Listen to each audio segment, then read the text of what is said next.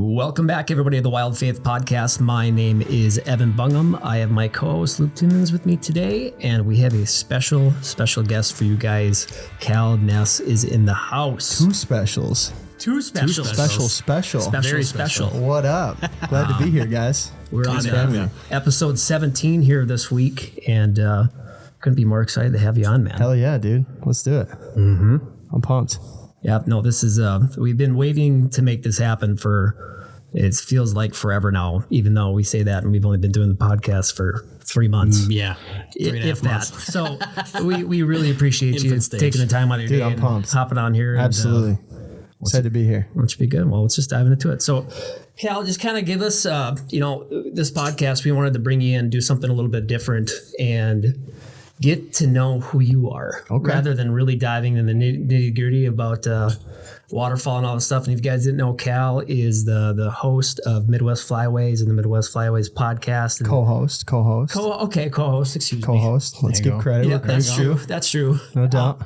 But he's got his hands in a lot of different things, and they're doing a really awesome job for not only just the outdoor industry, but for waterfowl hunting in general. But just give us a little bit of a background on yourself and where you live, and just kind of we'll go from there.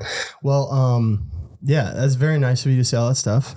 I'm just a normal guy. So I grew up in Plymouth, Minnesota, and I currently live in Monticello with my family, and I'm a new dad. Congratulations. Thank you. That's exciting. Very cool. Definitely new.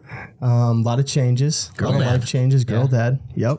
Got a little girl. Man. So just a little about me. I mean, I'm a carpenter by trade, with a huge passion for waterfowl hunting and just like all the outdoors in general. Mm-hmm. But I mean, I'm a duck hunter, dude. Like I don't hunt anything else.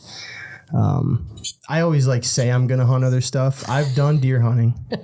It's just not for me right now. But yeah, waterfowl's my thing. I own Midwest Flyways with Joey Vasallo, and we've been doing that since 2016. Connor started it with us, Connor Olstad, and then his stuff grew and he had his own stuff going on. So Joey and I have kept it going a little bit, and podcast, and pretty much we make all types of different content, cinematic films. And, we started Midwest Flyways just to try to, initially we thought we would just try to help people learn how to waterfowl hunt. It's something that if you don't grow up with somebody teaching you how to hunt, you get to a point in your life where you might be 20 or 25 or whatever point you're I really think I would like to hunt. It's super intimidating to figure out where you're going to start from there. Yeah. And now we do live in an age where there's so many resources. So you have tons of information online. Mm-hmm. And when we started it, there was resources, right? There were resources. There was a lot of different places you could go to learn about it, but I don't know, man. It wasn't like it is now. For sure. Yep. Where there's so much and so many people making content and teaching and all that stuff. So yeah, that's kind of why we started it. And we've done a lot of different cool things. It's taken so many different avenues. It started out we were just making educational videos every week. We're we'll just and honestly, man, we probably weren't qualified to be making those. If I'm being honest, but fake it till you make it, right? Yeah, I mean, dude, we were just having fun. Yeah. We were we didn't really. I think when we started it, it wasn't some big. We didn't really think it was a big crazy deal. We were just well, let's just have some fun. And what year did you guys start it again? 2016. 2016. Okay. Yeah. Right. So 2016, and yeah, kind of the way that happened was I saw the Yeti films, that Yeti film, Dr. Duck, with Dennis and Billy and all those guys, and I saw that and thought that it was sick. And Connor is a very talented videographer, and me and Connor and Joey grew up together. And so I remember seeing it, and I called Connor, and I was like, dude, we could probably make some cool films like this. And Connor was making films like that for work already, and so I was but we need to get Joey to do it with us because he's really obsessed with duck and goose hunting. And, I loved duck hunting at that time, but Joey taught me how to hunt. So I was yeah, Joey's just really really into this. Like he really has a good grasp on all of it and like whatever. And you know, like Joey grew up hunting with some like very famous people in the waterfowl space, at least. His dad owned an outfitter back in the day, and he grew up hunting with like Tim Grounds and you know, Kelly Powers and like a bunch of those guys. So they, you know, it was like in his blood a little bit. And I'm like, we got to get Joey to do this with us. And Connor and Joey weren't friends. Really? Yeah, like we went to high school together, but like they had kind of friends, or they like had a falling out. Like no, they knew each other. They didn't like each other. Gotcha. And Connor's like, yeah, hell no, we're not doing that. And I'm like, well, let's just meet up with him, man. Like, you know, it had been a while. It had been some time since that, you know, their high school beef or whatever. So I'm like, you guys might like each other. And I didn't know if it was gonna work out though, man. I didn't know. And so yeah, we met up and it was like cool. It worked, you know, like there was no like hate, you know, it was totally cool. So yeah, man, we just like started doing it, and luckily Connor like really knew what he was doing. If I'm being honest, because he understood like all the ins and outs of like the video and the quality of the production, and like he knew like a lot more about like what we could do with it. Me and Joey were just like, dude, let's just like make some cool films for us to watch. Like this would be fun, and we could put them on YouTube, you know, whatever.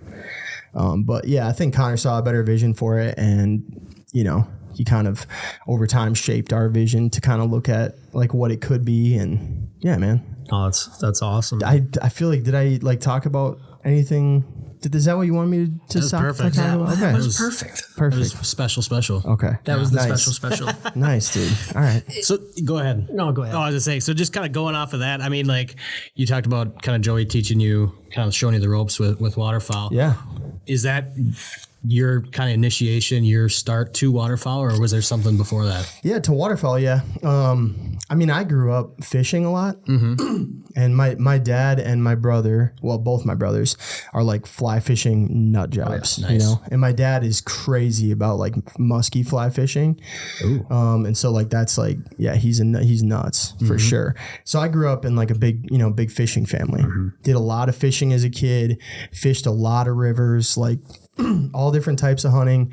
When I was six years old, we moved onto a lake. Excuse me. And that was when like now I'm fishing every day, you know.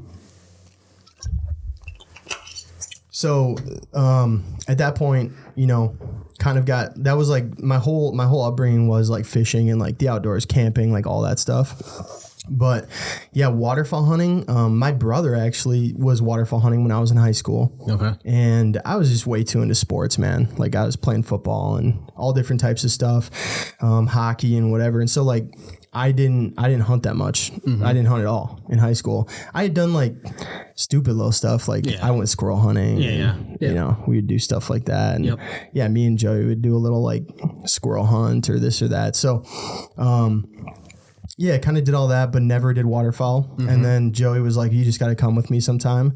And it was like right when I stopped playing football. And Joey was like, dude, like you need something else to like be into. He's like, you should just try hunting with me. And he took me out and I absolutely fell in love with it. Yeah, hooked me bad. And so, yeah, after that, I was just like obsessed, you know, started working on the calling and like learning about it. And I was 20. 20. Yeah. That's 20. Crazy, man. Yeah, 20 years old. So that seems like yesterday, but it wasn't. It's a hot it minute, isn't. Yeah. So yeah, Joey took me out, man. And that was my first experience with waterfowl. And then I hunted with him, yeah, for like a couple years. And like only like a couple years into me doing it, that was when I went to Connor and like told him we should do this. But yeah, I mean, I'm a creative at heart, really. I think I'd like to say I'm a creative at heart. You love the draw. Yeah, for sure, man. Yeah, I like to draw. Like I grew up like, you know, drawing graffiti and like I'll always just been into like art and whatever. You were in charge of why all of our trains have graffiti on them. 100%. That is my fault. I wondered who was doing that. Sorry. Actually, you're welcome. All the art you get to watch go by. There you go. Yeah. Some of the artists, they're not signed with anything I do, but you know. Yeah, man. So no, I just thought it was sick. And my dad is a photographer. I should throw that out there. My dad's a commercial photographer. Okay. So I grew up, you know, with like lighting, you know, my dad always talking about all the lighting and the composition and like, you know, yeah, he was a studio photographer. So like I grew up seeing all that.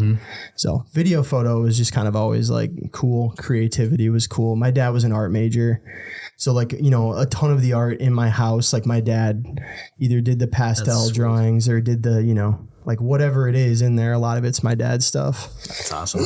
I think it's so funny how, you know, you talk about how you guys kind of came to the vision of starting Midwest Flyways and, you know, looking when you're talking about doing high-end work like that you guys have done, you talk about like the Sika films and just, you know, how you guys have started a company of all these different things, like accolades of stuff you learn, you know, either through college or as a kid or like passions that you have. You'd never think that would like relate to what you're going to be doing like in a business. So for like all the background and stuff that you got, it's like, I'm never going to use this. And it's just like, well, this ties in perfectly. Yeah, dude. 100%. And it's funny too, because me and you met in college. Football, man. Yeah, playing football. And I actually took music production classes in college. And rapped for a little while, which most people don't know. What was your rap name? Yeah, we're gonna hear it. C-Dub. C-Dub. Okay. Yeah. Okay. No, I wasn't special. Is there anything out on Spotify that we can No, dude, there's absolutely nothing. There's nothing you can find anywhere. That's good, good, bad? Yeah, no, it's fine. Yeah. I'm fine with it. Like if somebody found it and heard it, I wouldn't be like, oh boy, I wouldn't be embarrassed. I don't care. Yeah. But It's a badge was of I honor, special? man. No. Yeah. It wasn't. I wasn't like destined to be a rapper. But all the music editing I did, when we started the podcast, I edited all the podcasts initially. Yep. And so like I had made a ton of songs in like GarageBand sure. and all that. So like I had some editing experience with audio at least. I didn't really know anything, you know, when we first started this about like video editing and stuff, but yeah, man. So like, that's funny that you bring that up. Cause like, that is something that like, I would have never thought. One useful thing you got from college. It would be like useful for me. Yeah, exactly. At some point. But yeah, in high school, I did some GarageBand songs and stuff. So like, you know, going into college, like seeing a more studio environment. No, I just think it's so funny because it's like, I mean, obviously like shout out to Connor too for letting us borrow the studio, but like, you know, I feel like it's one of those things for anything in this industry, like Luke and I were talking about before we hopped on the podcast here of like, just trying to imagine what it would have been like starting a podcast, let alone just a company without any background to anything. You know, I'm so lucky that I'm a videographer and photographer by trade. Yeah. And so jumping into this world was like, okay, well, I'll just own all this. And Luke's learned a lot in the last 3 months from everything. He's a phenomenal photographer too.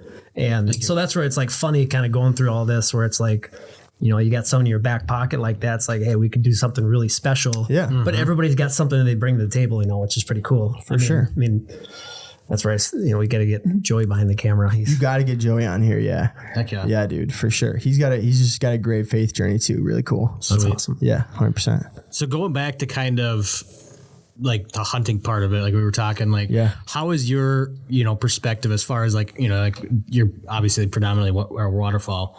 So how does your perspective, like, as far as like kind of just changed since when you first started to where you guys are now with, you know, running one of the biggest, you know, waterfowl companies out there? That's nice. That's nice of you. Yeah. That's not true, but nice.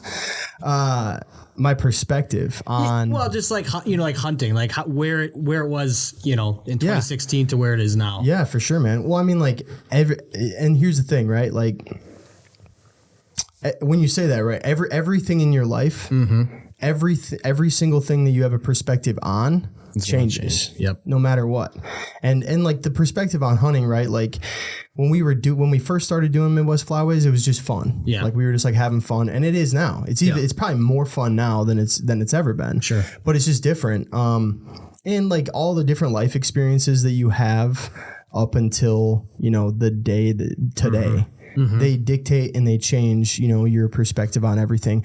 Now it's like, it's really important to me that, like, it was really important to me then that we taught people how to hunt. It's really important to me now that we give perspective on hunting, you know, perspective about like what it means to be a hunter. Yeah. And, I think a lot about like, you know, what the stigma is about like hunting. Sure. You know, I think that as we get further and further into being a society, like you don't need to hunt to provide for your family, right? Like you go to the grocery store. To our wives, so you don't do though.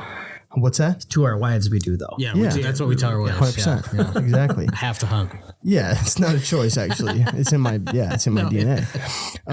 But yeah, man, I mean, like, I think that anyone out there who truly hasn't like hunted and then eaten what they have harvested, you develop a way greater sense of like where your food is coming from. And I know this is like so regurgitated because every hunter feels this way though. Yep. Like there's no hunter that, takes game and then eats it and then can't have some different perspective on like what it means, that you've harvested this meat or whatever it is. Right.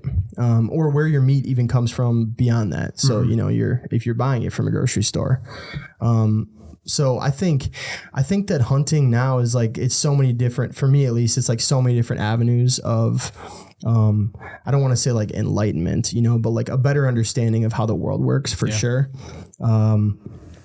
And, the perspective now is like, well, and like there's so many nuances too, because like then there's like also the nuance of like the stages you go through as a hunter, where you first start out, you're just trying to figure it out. And then you kind of start to figure it out. And then you're like, just trying to shoot as many birds as you can. Yeah, sure. And then like you're just learning. Now you're like learning about the birds and like understanding them. And then I think you get to a place where like it, I'm never going to stop learning. It's like no one's ever, never, if you care about learning. It, you'll never stop learning. You'll never stop having new experiences. And then it really becomes about like who you're with, what you're doing it for, kind of the, environment that you're in, like the freedom I think that hunting gives you, like that connection to God and nature. And so like, your perspective on it definitely changes, but as does your perspective with like everything else in life. Right. So like going off of that even too, because like, you guys' whole thing is about, not just your own traditions, it's helping keep alive those traditions across the board. What's like a specific story, I guess, in your head that kind of sticks out for yourself where, through Midwest Flyways, you guys have been able to kind of create that? Yeah. I mean, like the first thing that comes into my head isn't really like a story necessarily. Yeah. It's more so like we get so many messages, from people that are like, hey man, I've been watching your, calling tutorials and like, just want to say thanks for, putting them out there. Cause it really helped me learn how to do this or do that. That's awesome. Or like you meet people and they're like, dude, like I've been listening to, your podcast, for 3 years and I've learned so much on there. Or, some guy messaging and being like, I shot my first bird today. Like I've never hunted before, but I've been listening to you guys' stuff and I've learned so much. And yeah, that's amazing. Like obviously that's like, there's nothing better than that. There's no better feeling. We obviously started it to like keep people doing it. And we have a problem in this country right now with, we're losing hunters all the time. I think that more than anything, guys, like it's not because the numbers, they'll like stagger a little bit, right? So if you have like a big argument that like we're losing tons of hunters in the last like 5 years, like we're not losing tons of hunters anymore. Now we're just kind of whittled down to like the last people that are still hunting kind of, I mean, in the United States, there's I think 1.5 million waterfowl stamps sold last year, something like that. There's 400 million people in this country. Yeah, that's insane. I would have guessed exponentially higher than that. Yeah, too. It's sad, dude. Yeah. It's crazy. So I think, now it's just about like educating, I think the perspective on hunting, and in order to do that, like we have to have other people in the hunting space, other hunters buy into what we're doing it for. Yeah. But I think that's hard because of the stages you go through when you're young. So that's like, true. And it's almost impossible not to. It's almost impossible not to get a guy who just started deer hunting and he's 18 years old and full of testosterone, 100%, dude. And like that guy just wants to shoot the biggest damn buck he can shoot. Year. And it's not about like, dude, like it's hard for you to, and same thing with waterfowl. Like you can't take an 18-year-old kid who just got good somewhat at hunting and tell him that it's not about going out and shooting your limit today. Yeah. Right. That dude, you can't tell that dude that. Like he's got to figure that out. But it's that like you're trying to highlight, you know, the other sides of hunting, that like what it really boils down to. Cause most people, you know, they get to a place where it's really about like that camaraderie and what you're actually doing. That's the end result, right? So like if everyone just knew what everyone who's becomes a serious hunter gets to eventually, I think that like the perspective on hunting in America would look somewhat different. Oh, absolutely. I mean, do you think the outdoor industry is moving that way, or is it there? I mean, it's obviously probably not quite there yet, but I mean, is it getting there? Is it taking the right steps? Yeah, I think so, dude. Like at the end of the day, it like boils down to like, you know, what are all of us doing? You know, what are all of us talking about? Yeah. You know, and if we can get, I think most people, you know, that are passionate about this stuff to kind of buy into that mentality of it, then you're on the right track for sure, realistically. But yeah, and I think the other hard thing too is like the outdoor industry is, you know, so far behind like in technology and the way that we use media and, you know, talk about the outdoors and stuff. For sure. And, you know, we're like starting to catch up now a little bit. Well, it's interesting, like the transition that we had, you know, like back in the day, like when we started Backyard Pursuits, like, like going into that, like same thing with you guys in like 2016 when you got started, like we were on that cusp. Like I think we started UIP in 2011. Like we were on that cusp of like, YouTube really wasn't a popular thing. For sure. And it was like one of those things where it just wasn't ready for its time yet. And it's kind of funny now because I don't want to say TV's dead, but it kind of is. I mean, it doesn't really exist anymore. I mean, like it's interesting to see the generational switch that we're in right now and how far behind, like you said, the outdoor industry is, but how it's catching up and, you know, you're building that track, I would say, for those next generation hunters. For sure. Yeah, for sure, man. And at the end of the day, right, like the reality is the goal and the dream for any of us is to be able to make a living doing something in hunting. You know, like if all you have to do is like get up and like you're working on propelling hunting forward, then like that's the goal. 100%. And in order to do that, we need more people to hunt. 100%. We need more people to hunt because we need more money in hunting so that all those kids out there who grow up with dreams of, you know, being in the outdoor space or like they're just obsessed with hunting and fishing. Like we want that to be a path forward for them as, you know, a career possibly too. For sure. And like we get a lot of messages about that where people like message us and be like, how do you get into the outdoor industry and whatever? And it's tiny. Like the outdoor industry is tiny because there's not that many people in this country that hunt. Right. So, you know, if you can get a foot in the door, that's great. But it's kind of hard to get a foot in the door sometimes. For sure. So I think like, the more people we have hunting, the more money in hunting, the more jobs in hunting, right? Yeah. And, you know, the more it's like a path forward for people. For sure. Yeah. I mean, just going off of that too. I mean, you got stuff like that, you know, the Pittman-Robertson Act, that all these, all this money coming off of things that hunters are buying, licenses, guns, ammo, all goes right back into the, you know, habitat. So, I mean, like not only are you getting, like you said, if you get more people in it, you're also making wildlife habitat, everything else that much better, you know, like what you have in your head, Ducks Unlimited, you know, companies like that are looking out for, you know, the animals that we love to go chase. For sure, man. Yeah, 100%. And I think the mentality around that is really important. And that's like what'll breed more of that too. And the reality is, right, like Ducks Unlimited and like all these organizations, like they're working really hard, you know, to try to provide that habitat and do the conservation work that's needed.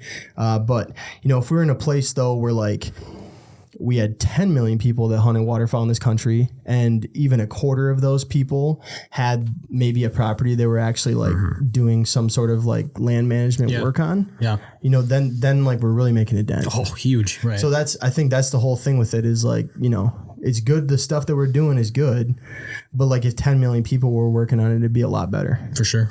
So not to get completely sidetracked here, I just want to know a lot of my curiosity. Because Luke, you know, I mean, I'm a pretty big habitat guy, but I'm a deer nut. For sure. Live and breathe for deer. I know. But like, what would go into doing habitat work for waterfowl?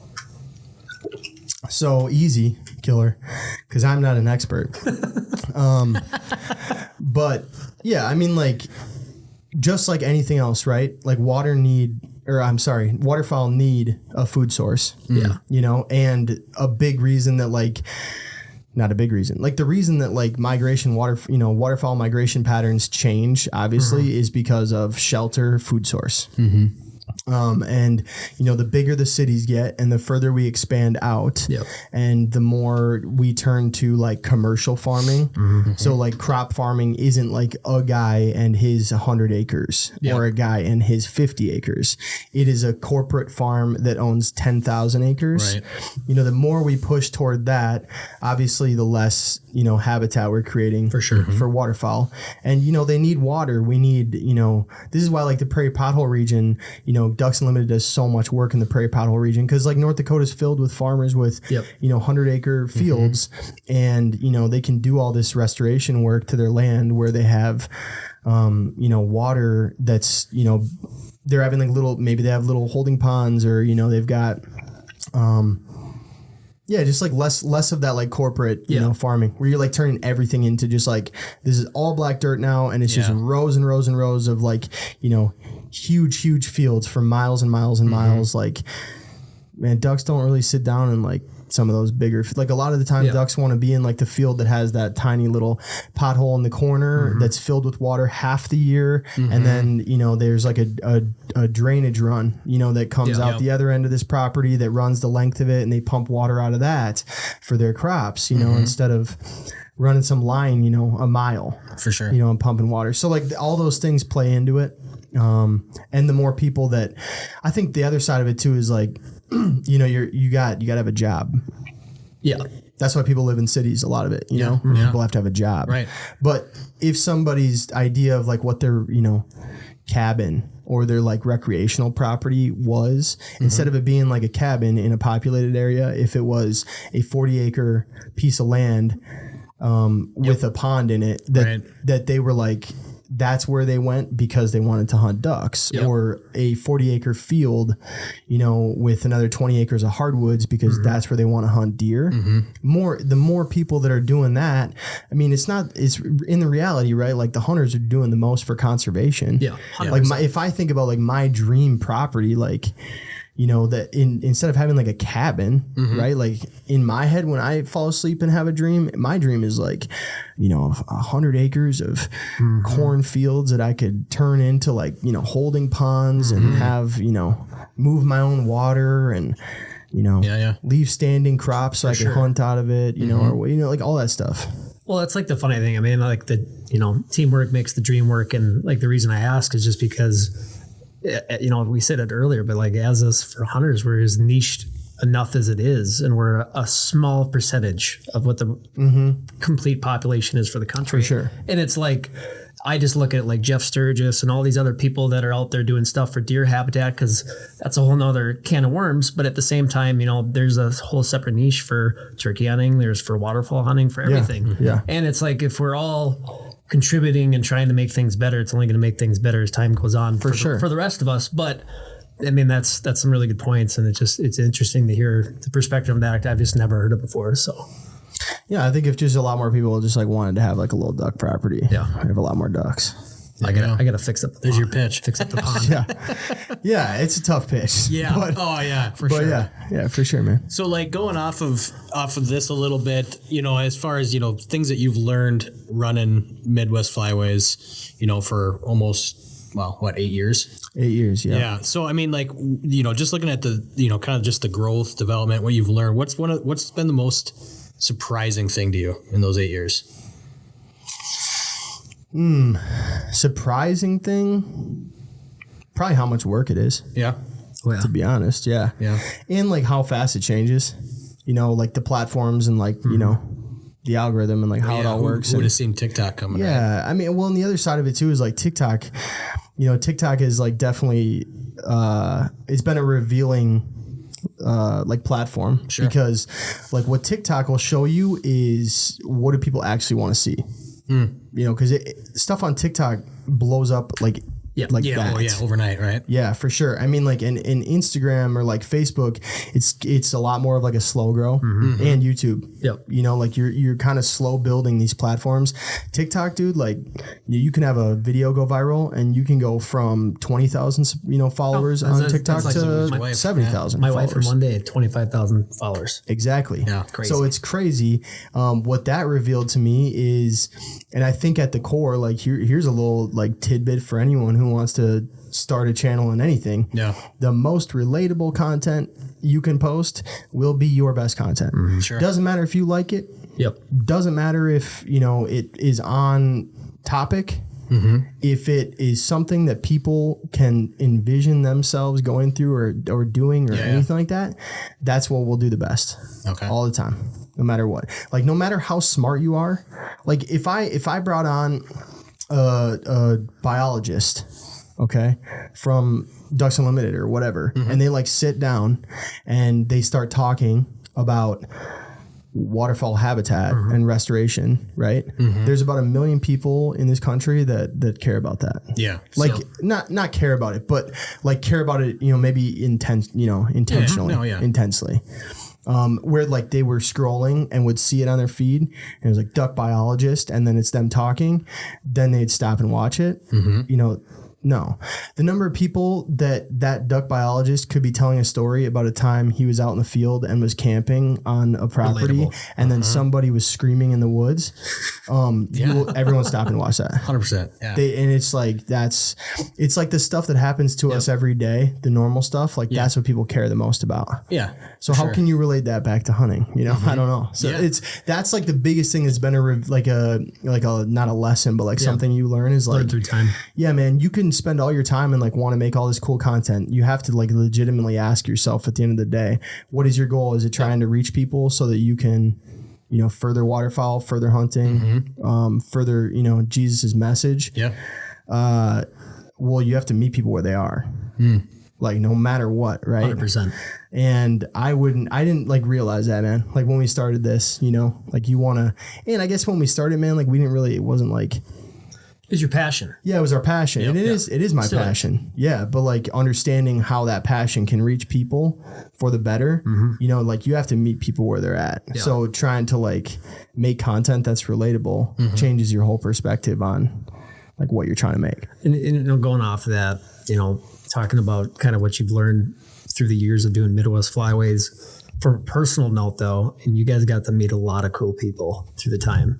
Yeah, that's true. What is we met some cool people. Some of the most, like, just give one, like a memorable thing that you've learned from somebody personally, just with all the people that you got a chance to meet.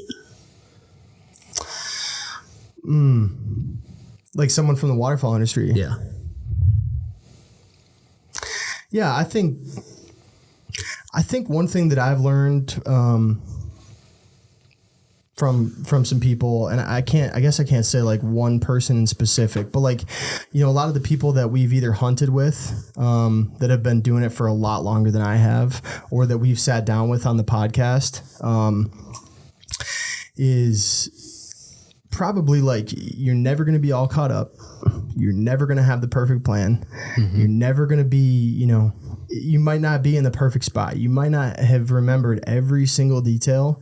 But and this is probably more like something I just pick up on, but like, the people that kind of roll with the punches and like just kind of like, dude, it's going to be fine. It's going to work out, and it's going to be fine. Like more often than not, the people that have that mentality, it's fine. Yeah. And the people that like get really burdened by any of those types of like little bumps in the road or issues or things like that, they probably not gonna have a great day. You know what I mean? Yeah. And on top of that, dude, like the other people that I've seen in this industry that have like been really like successful in it, I mean, if you think about like your Sean Stalls, your Scott Trinans, your Tim Grounds, like the people that have like really paved a path. And there's like a ton more, that I've met. So I don't want to forget anybody, but, man, all the like most influential people that I've met in the outdoor space are so authentic. Yeah. Yeah. Like they don't care. if you don't vibe with their vibe, you know, like they're going to be themselves 100% of the time. And, you know, that is 100% the most interesting thing you meet about people, you know, is like, they're so unique. It's funny you bring that up because, you know, we talk about it and it kind of relates to our podcast a little bit, you know, going from how really just the outdoors kind of correlates with Christ and stuff like that. And just how the people that we get to meet in this industry, like we say it all the time, you could walk into any Shields, meet a fisherman, hunter, probably 95% of the time that person is going to be someone that you could just strike up a conversation and you're all of a sudden best friends. Yeah.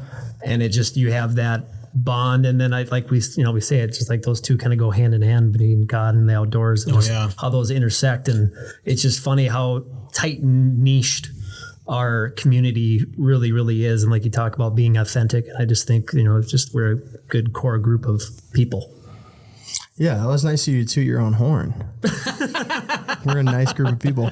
Yeah, I mean, dude, and I'll be honest too. Like I've seen a lot of division in hunting. Oh, for sure. You know, like there's a lot of division. There's a lot of like hating on another dude for this or that, or talking crap to each other online, and that's really intimidating for a lot of people that want to get into it. Yeah, they don't really want that, man. They don't want to deal with that.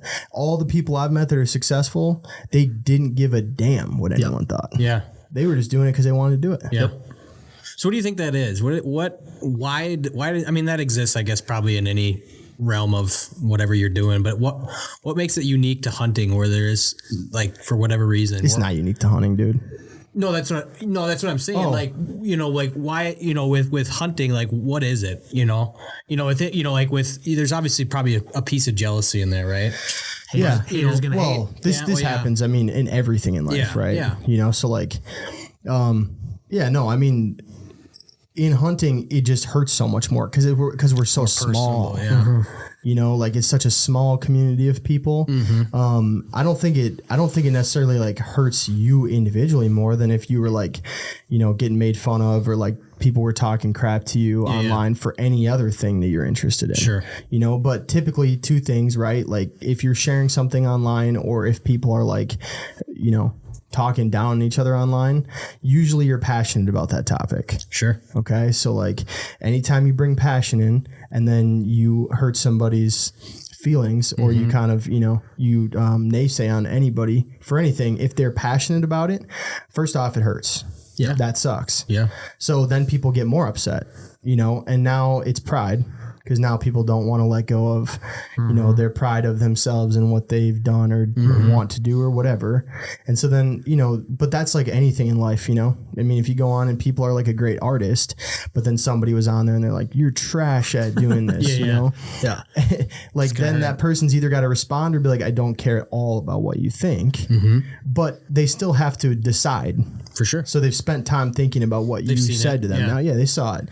And, you know, that would probably cause people to have to like make a decision. Like I'm either responding to this or I don't care, but you care enough that you had to think about it. Yeah. So, I mean, that obviously has probably happened to you guys. So what things do you implement? What do you do to shut that out? Just not care at all. Just flat out, just good. Whatever in one ear. Yeah. No, I mean like, anything that people like we post online, right? Like, and in fact, like we try to get people to engage. Yeah. Even if you disagree with us, like I don't care. So we have like a segment on the Midwest Flyways podcast called The Great Debate. Oh yeah. And we literally flip a coin for sides. We bring up a topic that people are heated about and then we flip a coin or, you know, we trade off. Yep. And then even if you don't agree with it, you have to argue another side's point, you know, and try to see it from their perspective. Because it's a great exercise. Boy, I mean, that makes you think about it on a lot of things. Yeah, but then people comment online. You know, people tear us up, dude. Like we made a video talking about Minnesota hunters, like going and like screwing around in other states and messing stuff up. Yeah. And dude, we had like 1,000 comments where people are like, yeah, anyone with a blue plate ain't hunting on my property. Oh boy. And you're like, dude, shut up, dude. Glad I got that pheasant plate this year. You know, it's just like, and yeah, are we inviting people to like pile onto it? Sure, man. Sure, yeah, 100%. Sure. Did I think there'd be 1,000 comments about how much they hate people that hunt from Minnesota? No. Yeah. Do any of those people that commented really probably hunt? Probably not. Yeah. Probably most of them don't, you know? Yeah. But yeah, man, I mean, people love to join a good, you know, if there's a good, you know, shellacking going on anybody online, just love to join cancel culture loves it, bro. Yeah. They want to jump on that. But yeah, man, I mean, you can't pay any attention to anything online. We put up what we put up. If we feel like it's us and it's authentic, you could say anything you want. I don't care. Comment on it, say whatever you want, you know. Doesn't matter. But yeah, when you first start getting them, when you're like smaller and you're getting hate, it's like personal. Yeah. Because you're like, well, we had 2 people message us this week. One guy messaged us and said, we don't know anything about what we're doing and we're a bunch of idiots. And oh yeah, dude, like if you go look at some of our videos on YouTube too, like you'll see, you know, you'll see people that'll comment in there and be like, don't listen to these dumbasses. They don't know what they're talking about. And you're like, thanks, buddy. All right, man. Appreciate that. You know, but like, yeah, in the beginning, when you first start getting them, it's shocking because at that time, everyone messaging you, like you remember most of those, like you remember, you know, and not that I don't, you know, you remember messages obviously now, like you remember all the people for the most part that you talk to, but like now if you're getting 50 messages a week and 40 of them are like positive and supporting, you know, you're like on an 80% ratio. Yeah. And then the other 20%, you're just like, whatever. But when it's like 50, you got 2 messages this week and 50% of them hate you, you're like, that sucks. Like time. Yeah. But yeah, man, I mean, the reality is, right, like the people that like you, they're going to tell 10 friends. The people that don't like you, they're going to tell nobody. They just commented because it was fun. Yeah. So whatever. Yeah, no, you can't care. It's an interesting culture piece because it makes me think too, you know, going back to the world before social media. Yeah. Like, what was the culture like back then? You know, like what was it like back in the 50s and 60s? Well, it was different. I mean, I'm sure there's still haters back then, but it's obviously 100%. Just not on the scale that we're on now. Yeah, I think back then it was just more like community. Yeah. You know, like you were competing against some other guy in your local community, you know, like from a national perspective, like you weren't sharing online. So, you know, if you ended up being like an influencer, like being well known in the space, then, you know, it was kind of more up to like the people making that content to decide if you were. Yeah. If that makes sense. Yeah. Which is a very interesting piece of like where we're at now with it, because, you know, like nobody called us up and was like, so we think you guys are some dang good waterfall hunters. What we'd like to do is pay you guys to start making waterfall content, you know? Like we started making it on our own. But like, back in the day, it was like, I know this guy, he's an incredible hunter and I think we should make a video about him, or, you know, a production company would, you know, get involved and like some people made their own stuff, but it was just a little different probably. So being all that you know now, you know, for going through all the, you know, the successes and the fails of learning for doing Midwest Flyways, and just from a personal level too, of like what, you know, for starting at, you know, you started at 20 for waterfowl hunting. I mean, obviously you can start hunting, I think at 12 or even legally before that with the parental guardian. Yeah. You know, with all the things that you've learned now, like what advice do you have for like that next generation, younger kids? Like I look at like where social media's at now, and it's like I look at my daughter can operate my phone, which is terrifying, and she's not even 3 yet. Yeah. But like for that next generation coming up, like what advice do you have getting if they wanted to start their own YouTube channel, or if they wanted to, you know, post their first duck on Instagram, whatever that is, like what advice do you have for them?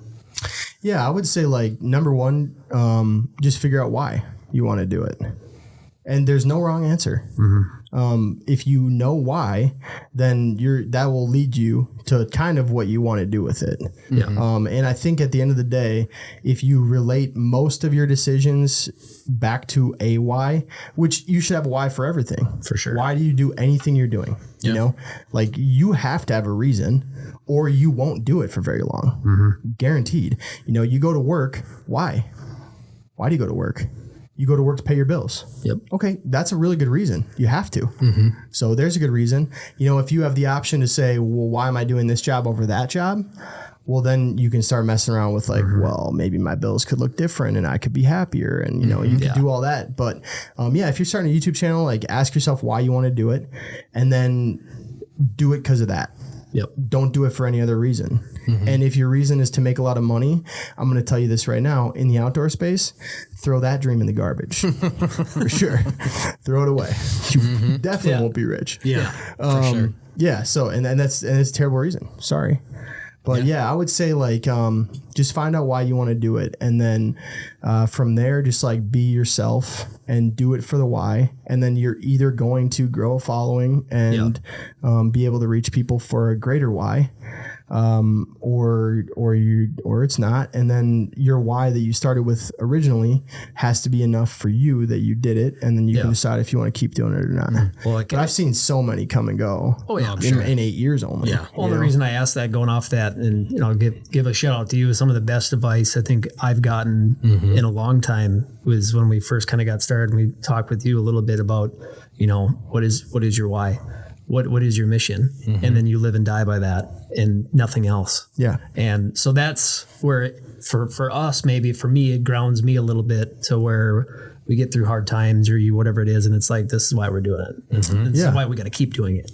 Yeah. And honestly, man, like it relates so much to faith, 100%. Cause like for me, like I would say, I think most people, like if you develop a relationship with God, what God is for me a lot of the time is an answer if I don't want to give one. You know what I mean? Yeah.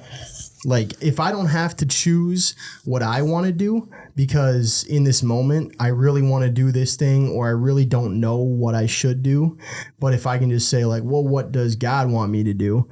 It's way easier to do that than to have to like try to figure it out on my own or like have to deal with the consequences of this or that happening. If you can just say like, well, this is what I should do. So like, don't think about it anymore and just do that. Then that's just like way easier than dealing with life some other way, you know? Well, like I've always said, like on a few of our episodes, it's like, and it's in my book over here. I don't know if I said grab it, but it's the ultimate guidebook to life. There's so 100%. Many times, like especially in these last, like we've been doing this for like not even a minute. It's like a second, 3 months. But it's like, dude, in these last 3 months, like the amount of peace I've gotten from running this thing, just therapeutic. Because you start talking about different things. We're rolling with this Bible study thing, and you start relating all this stuff. We're both new dad. We're all 3 new dads. Yeah. And congrats. You guys too. But there's so much peace from it, and I think that's what a lot of people miss out is, and like you talked about too is how do we grow this hunter community? I think that's a good way. I honestly 100%. Think because you get away from the BS of life, right? And you just get to be out in nature. You get to enjoy a sunrise with ducks flying over your head. You get to sit on a hillside in South Dakota and watch the muley bucks come out. Yeah. I mean, it's just peaceful. There's so much peace in that. And you get to relay that, back to God and just sit there and have a conversation with him. And so going off of that, you work full time. Yep. You're running a huge waterfowl business. Not huge. Big. I'm running a waterfowl company. Whatever. Sure, yeah. Waterfowl company. Yeah. You're a new dad. Yeah. You're a husband. Yep. You're a son. You're a brother. Yeah. Where do you fit in time for that spiritual reflection? Yeah, I think as you get older, you get busier. Yeah. I think I mean, like for me, like duck hunting is awesome because it's church. Like duck hunting is church. Yeah. For me, Saturday, if I get Friday, Saturday, Sunday, or Saturday, Sunday, like I get to go to church every day. Those that I'm hunting. Yeah. You can't for me at least, you can't go out and see the sunrise and hear like nothing and set up decoys or whatever with like some of your best friends or even by yourself. Yeah. And like not feel the like, well, yeah, like we didn't make this. Like there's something way cooler going on here that I just happen to show up into. So yeah, I think that's like really powerful. No, absolutely. For sure. But outside of that, man, like, I think the saying is true. Like if you don't look for God, then you won't see God. Yeah. That's 100% true. Yep. So, I think you have to be really intentional and I'm not great at it all the time, but trying to like, if it's 10 minutes, you have 10 minutes, Yeah. Yep. I think you have to adapt and overcome, especially, as your life changes and you get busier and busier. You don't have 2 hours anymore. You don't have, whatever. You have 10 minutes. Drive time for me is very, very important. Like if there was a way to say like driving for me is like therapy. Yeah, it is, bro. Well, like driving for me is therapy, podcast. Dude. Yeah, it is. Yeah. You sit in silence and you sometimes think, I do. You think and you reflect. Yeah. I mean, there's been so many times I could think of where we'll have a 3, because we live right in Brainerd, so we're central in Minnesota, and it's 3 hours up north, 3 hours down south, and my wife will put her headphones in and I'll sit in silence for 3 hours and just think about everything and reflect. Yep, dude. I make lists. I pray. I just try to like think about nothing for a minute. Like you can go through the stages. And yeah, right now I drive like 30 to 45 minutes pretty much every day to work and home from work. A lot of the time it turns into phone call time. Now, where you're just like trying to get stuff done, figured out, whatever. But yeah, man, I think, if you have 10 minutes, take 10 minutes, dude, and just like think and reflect and like do what you have to do. But yeah, another big thing is just like praying, like just if you have 1 minute, like pray. Once you pray and then you go into another situation, like already God's in your mind. So then you're looking for him, almost on accident because you just prayed. Yeah. Your relationship changes because you have, maybe instead of like praying for 10 minutes, you're praying for 1 minute 20 times today. Yeah. Oh, that's so good. And it's like one of those things like this morning was a really good example. And like, it's funny how sometimes God calls to us. Yeah. To where like, before we hopped on the podcast, kids been getting up early for the last couple of days. And it's one of those things though, but I got up extra, I was up late last night working on the boat, but I got up extra early. And it was just, I was up for like 10 minutes, but it was just like spontaneously was just awake. Yeah. And it went and prayed. And then it was, went back to bed after that. And then it was just, but like those little moments that you can get, peace and solace from it all. But taking a poop, close the door. So going off of that, this is what was your moment that, I feel like everybody has a moment in their life, and maybe, you grow up in a church, whatever that might be, or, like for me, like, after my dad passed, that was a moment like my faith was just resurrected and I felt closer than I ever felt God. So like, what was your moment for you to where it was just like, man, this is the real thing? Yeah. I think, man, like mine was probably like a 2-year long stretch of just like battling to like do it my way, I think. And that really happened. My wife and I got married. She moved up here to be with me. And so for a long time, like I was, I think I was like, I felt really needed by her. You know what I mean? And, some time into her being here, we got married. She got a job that she really fell in love with, and she made a ton of good friends.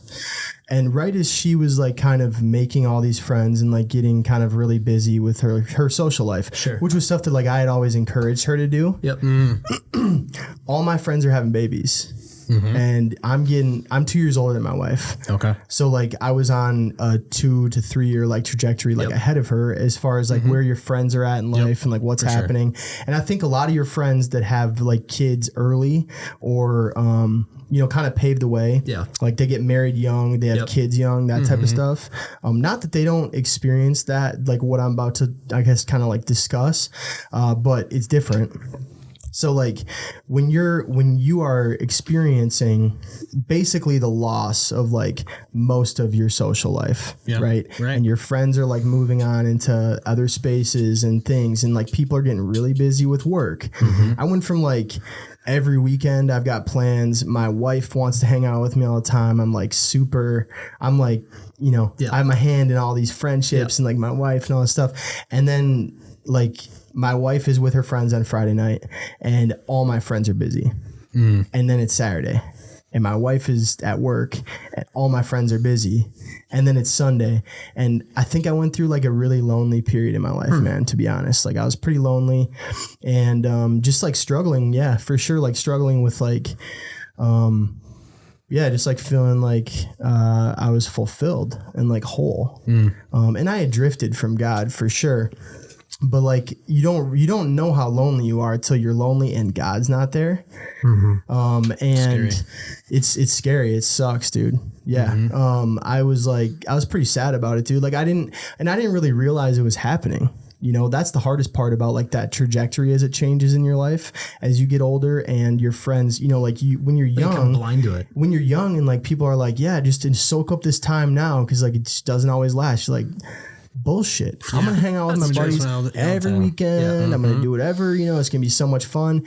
And that's obviously not true. Like it does change, you do kind of lose some of those like friendships that seemed so important at one time and then you drift, and I just found myself in like very much a place where I was very lonely. I wasn't like really focused on a relationship with God. And just felt kind of like hopeless, man, like really sad.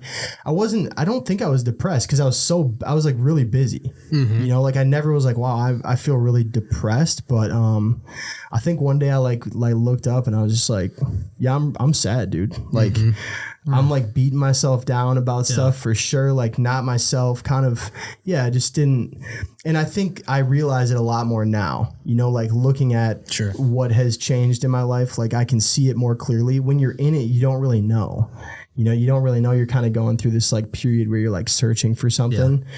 And I remember like going through some of that tough stuff and, I just remember like having a conversation in my truck with God one day, and I was just like, dude, this can't be life.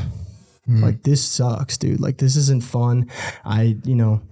And I think part of it too is like, my wife is younger. So like as my friends are having kids, like maybe I'm in the mindset where like maybe we should have kids, Yep. And we didn't really struggle with it because I never felt like I never pushed it on her by any means. Sure. But there was like that little voice.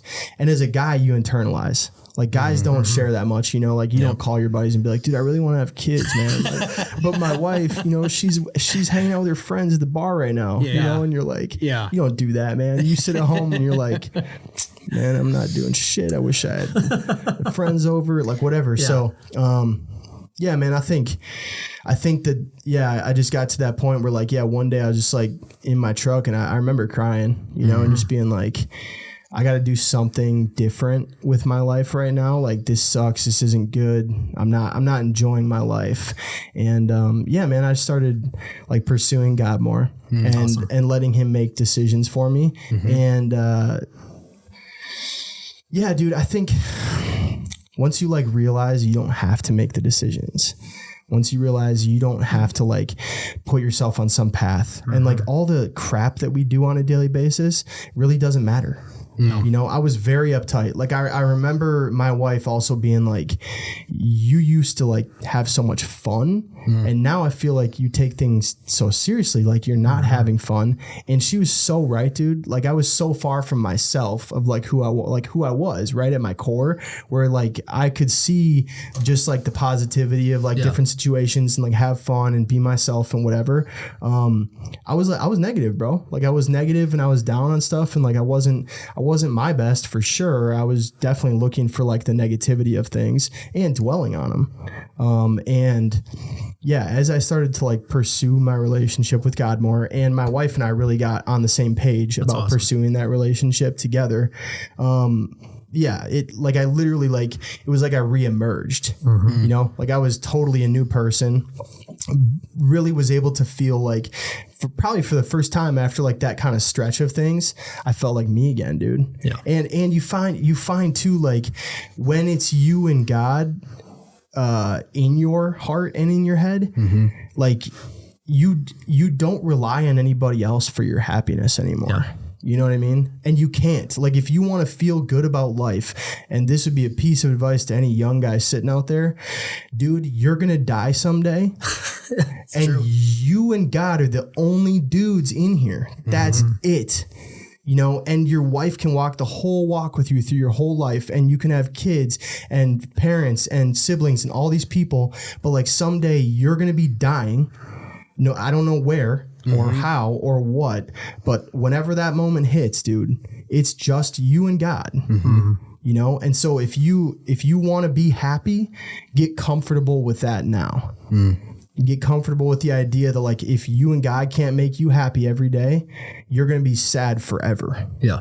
Promise. You got some work to do. It's a guarantee, dude. Yeah. You're gonna be sad forever. Well, it's funny because I'm a careless optimistic. Would be a good way. Yeah. The ship could be burning. We could be going down. Yeah, and you could be like, but we got a ship. Hey, it's okay. But for me though, and then going off of that, and that's such a good message because and I asked. That's why I asked, like, when was your moment? Because we talk about all the time, like, God's with us always. And it's one of those things to where you could be in the lowest of lows in life and he's still going to be with you. For sure. He's just waiting for you to ask and to 100%. talk to him. And, for me, that's what brings me so much. And it's funny because after I committed myself, how much more peace. And I obviously went through, that was a really, really hard time for not just me, but my whole family. And it was the darkest I've ever felt in my life. Yeah. Even outside of my younger years of where, like, same thing, like you said, like, drifted away from the church, drifted away from my faith. But it's like knowing once you can commit yourself to that, all of a sudden it's like you have this unlimited access to peace and joy to where there could be an absolute shit fire going on in your life. And knowing that, hey, you know what? It's okay because none of this really matters. Yeah, man.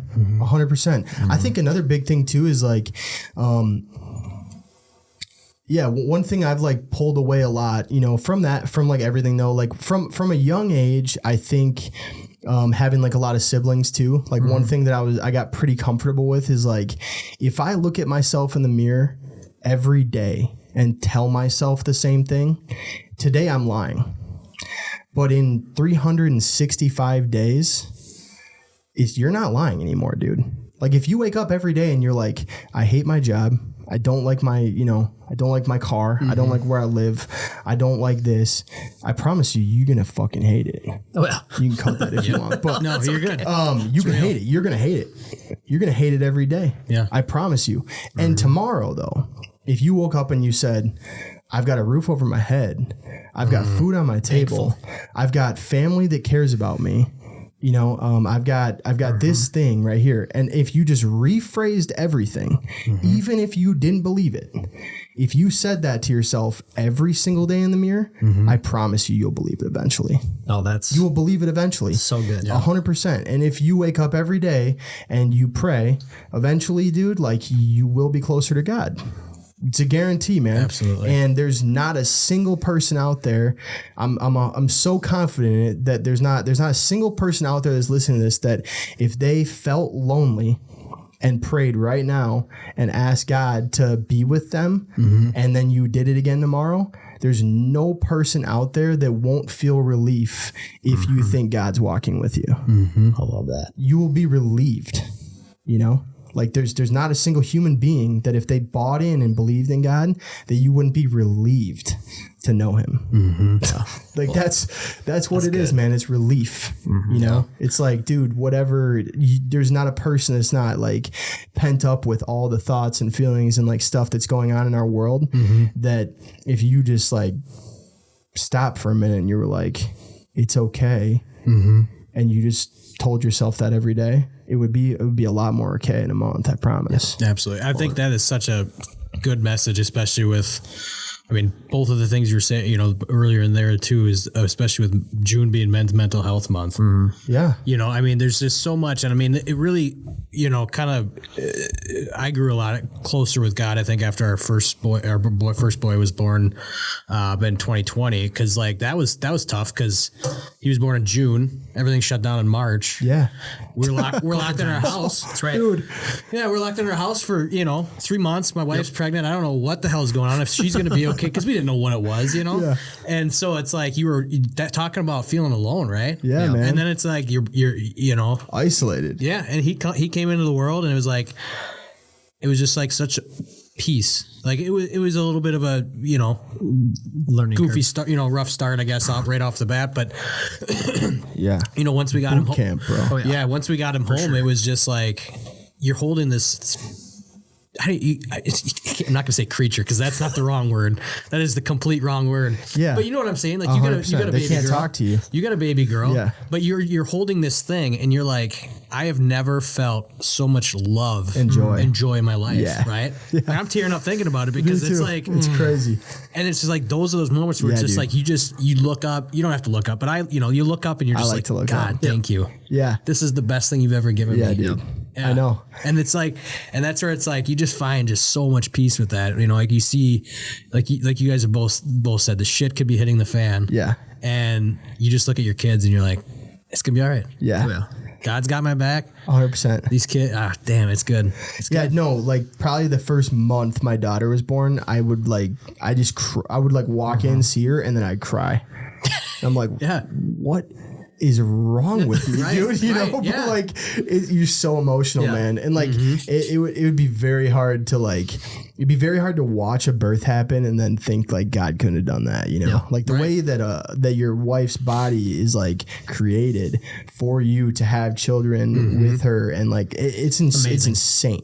Yeah. So it's the whole matrix of how life began and everything and where, I mean, it's such a beautiful thing to think about. And like, I mean, that's where it's fun that we're all dads now, and it's just like, and congrats again. And it's, you guys, you know, and I'm happy you're a girl dad. Being a girl dad's great. Like, there's nothing better than you could be having an absolute shit day. Totally. And then like, just wait till she starts talking. But like just the other morning, like I said, she's been up early, and all of a sudden she looks at, she goes, "Oh, I love you, Dad." And it's like, okay, it's all fine. It's all good. Yeah, it's like my whole mood just completely erased from my body. Yeah. And like how God has blessed us. And I look back at like things my dad would tell me, and it's kind of funny how we go through that narrative of life as grown men, of where you look at your dad at times, you know, when you're growing up in your younger teenage years, early man years, of where you're just like, now I'm going to do it my way. Yeah. Same way where you're not going to do it God's way. And then all of a sudden you reflect back now and it's just like, fuck, it all makes sense. Well, doing it your way sucks, dude. It does. It's so time consuming and just, awfully freaking sad. It's just, it's awful. It's hopeless, man. Yeah. You don't know, and you make the wrong decisions, and you beat yourself down about it. And it's just like, it's not that fun. No. I think everybody has to go through like that. I think not has to, but a lot of people go through that struggle. You know? Sure. You know, where you're like, you have to figure that out on your own. But I'll just cut you through all that crap right now. You don't have to do it, man. You don't have to choose any of that stuff. Just follow the plan, dude. Well, and that was like what he said. Stress free. Like he would say that, you know, and he would tell me even before he even passed, he just still, I mean, just little moments would be like, you were the best thing that ever happened to me. Yeah. And like to hear that. And then now I look at my daughter and it's just like, I get it. Like this is what it's about, man. Yeah. It's crazy. Oh, it's cool, man, for sure. You know, I would say another thing though, like one thing that is kind of tough is, you know, we talked a little bit about it earlier, but like, I do think that one of the things that's really important to me is meeting people where they're at, for sure. And that's why like hunting is the coolest thing. You know, because it's not even an icebreaker. And I think like we probably got to stop looking at it like that, to be honest. Like I think when I talk to a lot of people that are like, you know, Christians that want to enlighten people about Jesus Christ, I think that there's definitely this stigma that like, I know more about this, you know, thing that makes life so good, and you don't know about it. Let me tell you about it, dude. It's going to make your life so much better. Like, dude, that's definitely not what Jesus did. No. Jesus went to the places where nobody wanted him to go, and, you know, met with the people that that nobody thought he should be meeting with, you know, and did not judge them or insult them or tell them anything. Like, and I think like the reality is, dude, like, this whole thought that like we're gonna go out there and like help someone's life be so much better, you are like, you could be, but you definitely gotta stop thinking about it like that. You know, you can go out there, your goal, like if you're trying to reach people, is just to like get them to think they can tell you about themselves.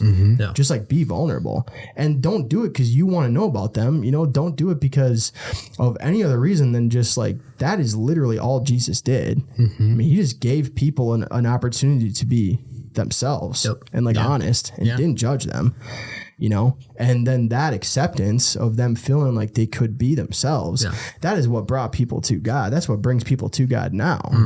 You know, nobody ever was like, no, I don't believe in that. And then you're like, but you could be so much happier. And then they're like, oh, really? All right, let me try it. You know, they're like, yeah, right, dude. You don't know anything about my life, you know, like, so yeah, man, I think there's definitely this like stigma that like, you know, if you're Christian, like you can't make mistakes or like swear or do the wrong things, or like, you know, if you like to go hunting, you know, and killing God's creatures or whatever, like, no, dude, we're all human. We're all pretty imperfect. So I'm definitely not trying to be out there in the world and act like I am perfect. I am just a messed up dude. But so is everybody else. 100%. You know what I mean? And I don't know any more than you do. I just happen to know this guy that makes my decisions way less stressful. Yep.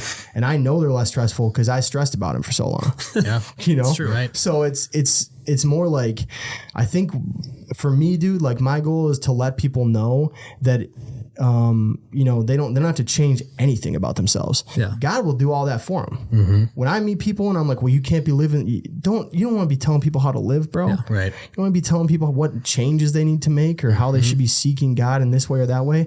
No, you just need to tell them, hey dude, all that stress you're stressing about. Yeah, no, God doesn't care all about all your mistakes that you made or like the lifestyle you're living now or any of that stuff. He will take care of that. He'll make your life so much less stressful that you'll want to change. You know, I don't have to do any of that for you. You'll do it on your own. If you get to know him, you'll do it on your own. I don't care about any of that stuff.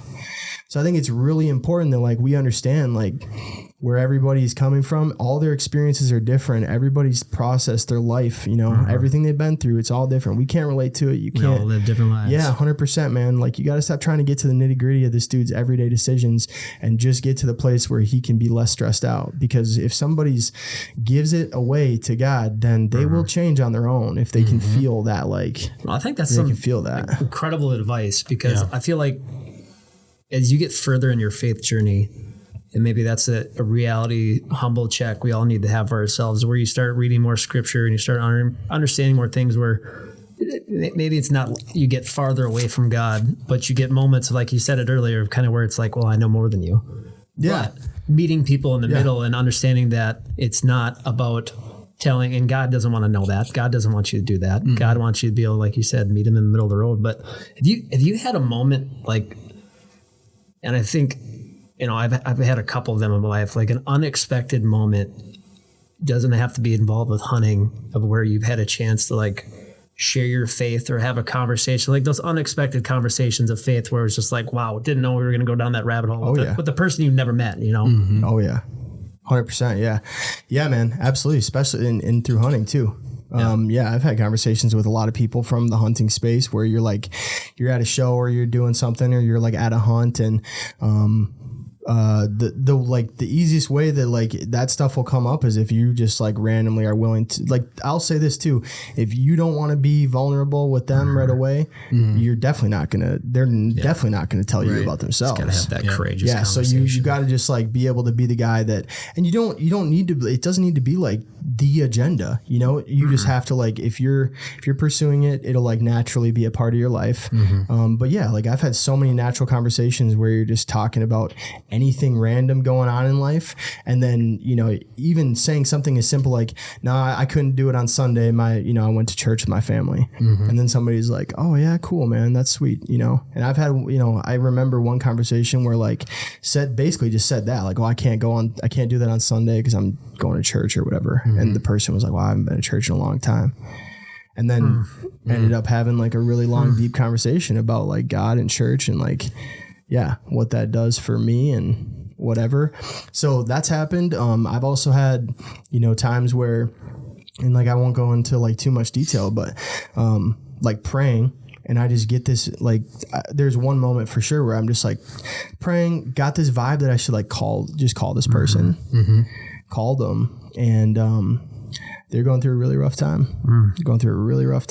And ended up being able to like be a really good friend, you know, over the course of a few months while they got some stuff back together in their life and like back in order. And so like you get off that phone, and I remember getting off the phone with that person, and like I needed to make that phone call that day, and I cried, bro. I cried for so long because it was just like, wow, like I prayed, then I just had this feeling, and I hadn't talked to this person probably in like a year, maybe 2 years. Sure. And just crazy, dude. We kind of talked about in our last podcast when we were talking about Elijah and, you know, talking about the prayer of like, answer me and like send me. And it's one of those things where I feel like if you don't pray about it and you don't ask God for it. And I think it's so, I mean, that's crazy that you said that, because it's funny how when we ask God send us or deliver us and certain things like that to where they'll have unexpected moments like that pop up where you were supposed to meet this person at that point in time of that day and have a conversation that you had that might have altered his life. Yeah. You know, and like I go through like my dad's with the suicide and stuff like that, of where I've had multiple different instances in my life now where unexpected conversations have popped up and been able to help them through that and then help them find their faith through all that. Yeah, dude. And it's just crazy how God works in those ways of where it's like you just feel it's like, man, all right, we're gonna have this conversation for sure. Yeah, it's crazy. And I think the thing is, like, it starts with like truly like the more vulnerable you can be about stuff. And you know, I'm not saying out there that like people should go and like reveal their secrets to people they just met or anything, you know, but you know, at the end of the day, man, like the more you're willing to, I think, have an open conversation and I think be on their level, because that's what you are. Like no matter what you think you're doing now, no matter how good you think you got stuff figured out or how close you are to God, you are definitely, none of us are better than any of the other people that you're talking to, no matter what mistakes they've made or choices they've made or any of that stuff. We're not the judge. Yeah. You know, so like coming to every person that you meet and just being able to be kind of a blank slate of like, you know, and I think that comes from just like trying to be comfortable with who you are and your relationship with God. For sure. And then like that, if that's what brings you peace and you can rely on that, then you don't really have to be anything anywhere you go. Right. Oh, that's good. That's hard though. But yeah, the more you can get to that place, the easier it is to just like let people be themselves. But that's what Jesus did. 100%. We lose sight of that a lot, for sure. You know? It's tough to keep in mind as you go through the world, but and that's like, just like, you know, in these last handful of episodes, you know, where we've kind of really dived into some tough topics, obviously. And it's just like, if you would have asked me 2 years ago, you know, a year ago, 6 months ago, do you think you're, have these kind of conversations? And I would have been like, no. No way. Because I'm very, like, myself, like, outside of, I guess, this podcast maybe, but like I'm more of a very reserved person, quiet, keep to myself kind of thing. And it's like the people we've talked to in just these 17 episodes now with you, it's just like you get that connection with them, and you're just like, a lot of times it's been over a computer screen, but it's like you just feel that, and you're just like, God, there is something else going on here, right? There's a bigger reason behind the why of life, and that ultimately is through Jesus Christ and God. And there's just it's been, dude, we're all woven in the same fabric, right? 100%. Like we really are. We're all looking for a shared human experience. Yeah, that's what everybody wants. They don't want to be alone, and they want to feel like they have, places they can go and they can be themselves and be honest. Yep. And at the end of it, like at the core of it, right? Like everyone just wants to be loved. Yeah.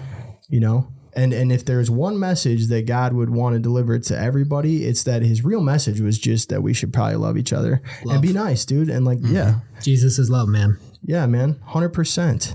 And all the other crap that comes with it. Like at the end of the day, a lot of it is like, it really is agenda. Yeah.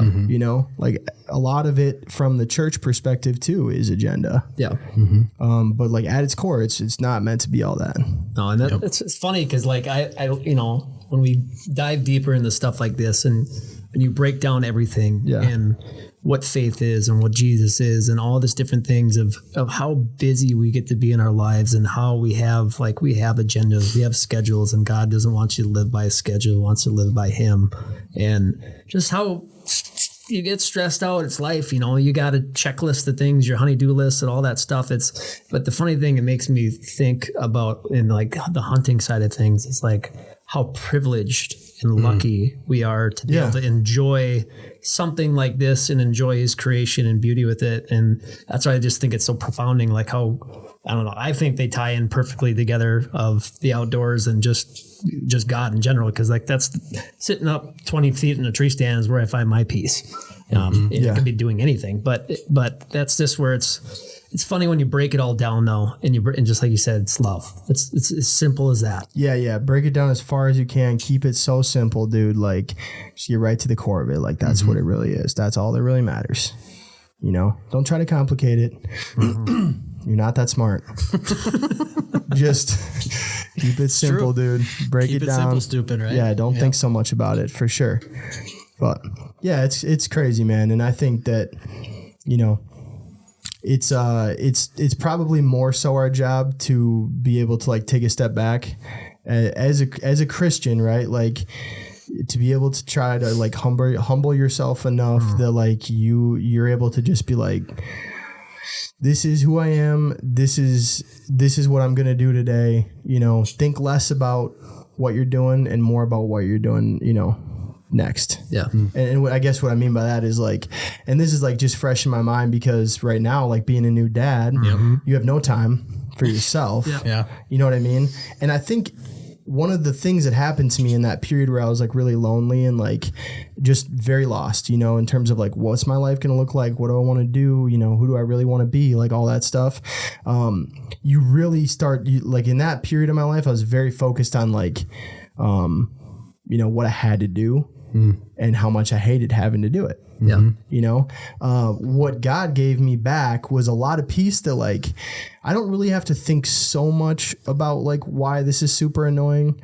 In fact, I should think about it zero. I should just do it. You know what I mean? I think it's very easy to like, I think a lot of my friends too, like you kind of go through that period where you get those responsibilities and your life starts to change into a place of, you're just on an agenda pretty much every day, you know. You can start to feel, I think a lot of people really feel like they lose some of that individuality of themselves, of like the passions or the things they like to do. And you hear from new dads all the time, like, well, I don't have time to hunt anymore. I don't have time to go do this anymore, you know, whatever. But I think like for me, part of it too now with Midwest Flyways from this perspective is like, I feel like we've been able to make Midwest Flyways, it's a part of my life instead of it being like something I have to like try to get permission for. Yeah. You know what I mean? And that's really good. And that's why like that's probably good advice to anyone that wants to start a YouTube channel too. You know, like as you do get older, like some of this stuff, you have to start putting things on the chopping block, right? Like your decisions, right? And if this is really important to you, then if your why is to get more people to go hunting, well, you know, bake it into your life right now so that, you know that you're going to keep doing it because it's more important than, you know, playing video games or doing this or doing that, watching a TV show, you know? So just like bake it in right now and stop thinking about all the stuff you got to do and just do it, dude. Like, don't think so much about it. Just do it. Just get up and do what you have to do every day and go to bed and don't think about how when you're going to bed, dang, I didn't have a single minute to do one thing that, you know, I wanted to do today. Nah, bro, you chose all this shit. Yeah. That's one thing I had to realize too. You know, like, no, I'm the one that chose this career path. I'm the one that dropped my dumb ass out of college. I'm the one that started this waterfowl show and now I have every Wednesday I got to go do this thing and Saturdays we're doing this. And no, dude, you made all those choices, bro. Every one of them. And sometimes people, you know, bad things happen to people that they didn't choose. But dude, most of the time, the stuff that makes you unhappy in your life, you chose to do. And if you stop thinking about it so damn much and just did it, you know, you could probably think about some other stuff that wouldn't make you so crappy. That's right. You got to do it, bro. You got to get up and do this. So just do it. Yeah. I love that. But that's good. Yeah. Yeah, and you know, kind of going off of that too, you know, kind of tying in, you know, your faith and then with Midwest Flyways and stuff, you know, going through all the years that you had. I mean, was there a time you could think where you got really tested with your faith and just kind of going through that transition of making this a part of your life, you know? You know, man, I would say like, if I'm just being really candid and, you know, open and honest, like I think the hardest challenges have just been like, you know, I'm not doing it alone. Yeah. I haven't been doing it alone since the beginning. And Joey and Connor, I certainly wouldn't be here without both of those guys and now Carter. But, yeah, I think, you know, more of those challenges have been probably like making sure we see eye to eye. And then if you don't, you know, or like if, I really want to do this one thing and like Joey doesn't or Connor doesn't, and then I'm either going to have to like not do that thing or I'm gonna have to, get them to be willing to do it with me. Yeah. Or, go this direction with it, or work with this company, or like whatever it is, man. And I think, I'm very lucky because Joey is, my brother, my blood brother, grew up with him, and our relationship has transcended time in the sense that we've both very much made a choice to like, we are basically blood related. Yep. Like we are going to figure it out. And sometimes I'm going to do what Joey wants to do. And sometimes Joey's going to do what I want to do. And, you have to trust each other, and sometimes you're wrong. And then, and then you don't put it on the other person that happened, and Connor, obviously the same way. And luckily those two guys have great faith, with God too. And so like, man, like I pray with Joey, and like, awesome. We have a great relationship, and obviously, Joey and I are still close to Connor, and, that's probably been the biggest challenge, man, to be honest, like more than anything else. Like it's cool to see how God, though, as you get older in life and you give your life to God, and how you talk about you lose friends through going through phases of life, and but how God will intersect and put people in your life that are supposed to be there. And like, you might feel like your friend group's small, but you surround yourself with like-minded people, you're going to succeed. Yeah. And, surrounding yourself with people like that, where you guys can share your faith and share your business. And like, that's where it's just like they go through and see businesses succeed, and what really the core root of it at all is. So it's cool to see that you guys have a relationship like that, and you all have a relationship with Christ too, which is awesome. Yeah, man, for sure. And at the end of the day too, right? Like, that is like, it's just a choice. Mm-hmm. It's just a choice. It really just comes down to being a choice, just like marriage, and I think like a lot of the time, like it's almost like we sort of look at our relationships in like different lenses. Okay. Like you kind of have this relationship with people that you work with. Okay. And then sometimes you have a relationship with your friends, and then you kind of have this relationship with your wife, and they can kind of be different, and I don't mean different on a surface level of like, you and the boys are playing, beer pong in the garage and hanging out. I mean like, the way that you treat your wife is different than the way you treat your friend, or the way that you treat your friend is different than the way you treat your boss. The closer you can get to being in a place where treating all those people looks the same because of what you're confident in yourself, and like how you're feeling, and like what you've decided you're going to be, the easier that most of those things will get. And that really relates back to like, doing Midwest Flyways, and then knowing who we are. And then as you kind of grow and you seek, more important things, and I think like, just more idea of like how you're going to be happy and the world works and all that. If you can be on the same page with the people that you're doing that with, then you're just growing together. Yeah. But at the end of the day, that growth changes most of those relationships. And I think like I'm definitely a victim of that, like the way that I would treat Joey at times would be way different than I would treat my wife. And I feel like right now, kind of coming through that, and getting to a place where like you're getting closer and closer with God, like when that starts happening, it gets easier to start treating everybody the same way. You know what I mean? It's really like a lot more grace for like your friends, a lot less frustration with like your brother, because he's like, I can pick on you because you're my brother. You know what I mean? And like you would never treat your wife the way you treat your best friend. Yeah. But if you could start treating your best friend a little more like you would hopefully treat your wife, where you're like gracious, kind, understanding when they make a mistake, when they feel like they can tell you they made a mistake or whatever, the closer you get to that, it just makes it easier. Oh, it's so good. Way easier. So good. I think Joey and I are in a place right now where like we're both, both have families. We're both very solid, like, and kind of what our next steps are and like what we want to do. And that could change any minute. Yeah. But right now, like, the easier it is to like tell someone you made a mistake and know they're going to like, that they're still going to be there. Like they're not going to like run away from you because you screwed something up. Then you just like, then you're in a place where you can just do whatever. You can figure it out. Love it. Yeah. Love it. That's great. No, I got to say, man, I got to give you some credit that you've been preaching. You got a lot of wisdom, man, and you can tell you're a man of God. And I'm I'm a screw up, bro.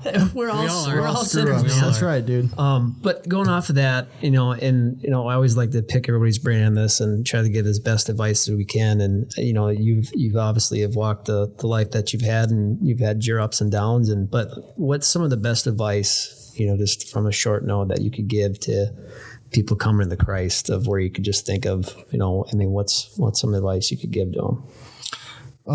Stop worrying about the details, man. 100%. Like, stop worrying about all the details, and stop worrying about all the details of everyone else's choices and lives too. Like, the more gracious, the more kind, the more like unfazed you can be, the more everyone's going to like you. The easier it is going to be to like yourself, and the easier it's going to be to like see your path forward. All the like little BS that happens every day. My wife went to the store and she forgot to bring home razors that I really wanted to shave my face tonight. Dude, who cares, bro? Yeah. It's like shocking to me now, like now that I feel like, I work on that like a lot, but like, dude, it's shocking how much crap you would let frustrate you. Yeah. Like, dude, this is ridiculous, bro. Like, you would, like, some people, their day is ruined if they start the morning and they step in a puddle. Mm-hmm. That's the cleanest my foot's been in the last 10 minutes, bro. You know what I mean? Like, dude, just a little stuff like that where it's like, dude, who cares, bro? Yeah. Like, you dented your truck. That sucks, dude. That sucks. Guess what is going to happen about that? Either you're going to fix it or you're not. Yep. That's it. That's it, dude. And then your whole day is either ruined or it's the same crap. Yep. It doesn't matter, like, people get frustrated with their spouses and their friends and, whatever, for like all this stuff, dude. And it's so worthless, bro. Another thing I'll tell you too is, like, drop all your expectations, bro. Yeah. Whatever you think is really important, just because you think it's really important doesn't mean your friend, your wife, your brother, anybody is ever going to agree with you that it's that important, and you can't retrain their mind to think like you think. I can tell you that confidently from like being a married man. If you think that it's really important that you do these dishes every single night, you can't make your wife think it's just as important as you think it is. Yeah. Like, dude, don't try to make people do stuff they don't think is, that they're not good at. Right. If you have a friend who's like, let's say you own a business with a friend and they're bad at paperwork. They're bad with organization. Don't give them paperwork. That's me. Don't give them organization, bro. And if you have a friend who's really bad with technology, don't tell them to make the video. Yep. Just don't do it. And if you think you really need someone to make a video, then you probably shouldn't have that person doing it with you. Yeah. You know what I mean? So I think, like, drop all your expectations, dude. Just because you think it's important doesn't mean anyone else thinks it's important. And stop worrying so much about the stupid little details. Yeah. Just get the big picture stuff right, dude. And just show up. Just show up. Do the hard stuff. Do the easy stuff. That's all God wants to do is show up. That's it, man. Yeah, that's probably like the biggest piece of advice. Like, don't stop stressing yourself out so much, dude. Stop worrying about the details. Don't get mad at people because they screwed up. Yeah, it's already done. Yeah, if it's already over, you can't affect it anymore. There's nothing more you can do about it. And if that person's a good person, they already feel bad about it. Well, this is kind of a random note, but like, I started intersecting my faith a little bit with golf, not to go down a whole completely rabbit hole, dude. but like for me though, it's like, that's one thing I think of, like, when I was just getting into golf, it was the most extremely frustrating game ever. Yeah. And as I've continued to get better and work on things, it's funny how now I could hit a drive on a par 5 OB. Okay. It's over. Sure. I've got three more shots to make a par. Yep. I can make it happen because that's over. Don't have to worry about it. So, like, it's funny how my game has evolved now of not caring about stuff, but it's just like that's such a beautiful thing, and it's so true just to life in general of just not caring and just giving it up to him, and that's so dude. good. People, I think, and I did this. Like this is how I know, right? Like this was a whole part of like my like year and a half, long, like basically like trying to find myself, right? Like I spent so much time worrying about other people kind of living up to my expectations of what I think is really important, or like worrying so much about the little details. Yeah, dude, like now I try my very best to like nothing, you can't faze me with any of that stuff. I try, but like, if you forgot something or you screwed something up or you didn't show up on time or, this thing didn't happen, or like, dude, what is the worst thing that's going to happen right now? And if it is like anything other than like, some life-altering moment, like, dude, it's already done. You just have to roll with the next thing. Like, stop worrying about it. Oh, that's awesome. It's over, man. Well, and it's great advice. I mean, do you have any other burning questions? No, I was going to say we could do our listener sent in quick fire questions for you. All right, completely unrelated. Before we do that, though, I would love for you to, and this is up to you, but if you could just close us with a prayer. Absolutely. Yeah. That'd 100%. be awesome, man. All right.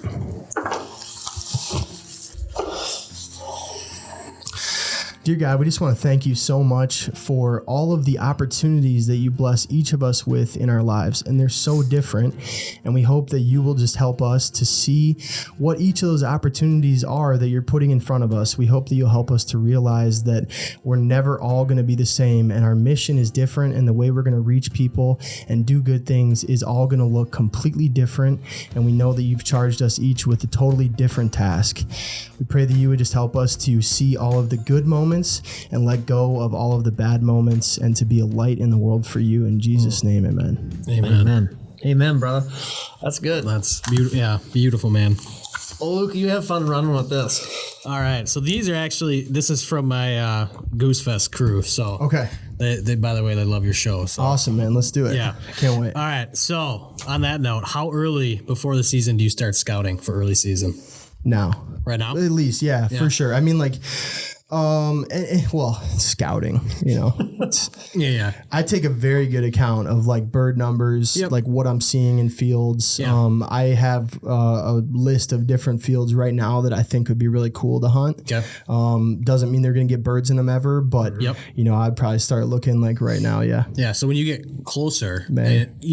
like when you get closer to season, let's say you're a week before opener, are you, when that on opening morning, are you going to match as far as decoy numbers go, like what you saw in that field as far as numbers, as far as placement of decoys? It totally depends on the time of year. Yeah. And like the situation, like, if it's like early goose season, right? Like a lot of the time, like if it's early goose, like you're hunting, you might be on traffic. So you're like maybe waiting for a migration day. And then you just want to be set up in a field with a ton of decoys that make them feel like, oh, we're just getting into town. Oh, wow, look at that. There's, a few hundred decoys down there. I should go see what that's all about. And then there's other times of the year, where, maybe it's like, maybe you've only got in town, there's like a few thousand birds. Yeah. And you're going to hunt a field that's had birds in it. And there's 100 birds in there every day. Yeah, you definitely don't want to put 500 decoys in there. Right. Those birds, they've been here for a few days, maybe they're eating here for a couple days. Like, yeah, those birds definitely know if there's 500 new decoys in that field before migration, before more birds were coming into town. Yeah, man, they're not coming there. For sure. Yeah. So yeah, I would say, you want to be pretty realistic with what decoys you're putting in, but you do got to read the situation a little bit depending on which birds you're hunting. So going off of that, favorite time to hunt, early, mid, or late season? Probably late season. Yeah. Okay. Yeah. I would say late season. Why? It just feels like hunting. Yeah.